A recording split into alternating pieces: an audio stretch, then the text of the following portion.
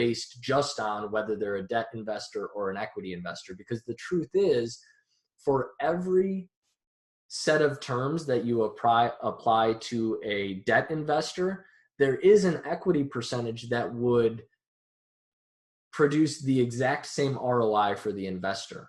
Sure, their money is coming to them in via a different structure, but there's an apples to apples point. For example, let's say there's a 12% interest debt investor. Well, there is a percentage of equity, percentage of cash flow and equity on the back end that over the lifetime of the project, when all said and done, they're going to get the exact same return as the 12% investor. Now, generally speaking, equity investors are taking on more risk, and so they're going to require greater return.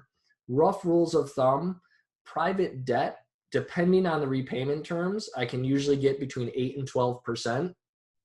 8% to 9% is going to be that, principal and interest payments starting right away, typically like a bank, except it came from a private investor. Whereas the 10 to 12% returns are going to have more favorable terms for me as the owner relative to cash flow. For example, maybe it's 10% interest only payments forever until we pay back the loan, or maybe it's 12% but no payments until we pay back the loan, right? These are the various terms that we can play with and manipulate to kind of create a structure that will allow a deal to work.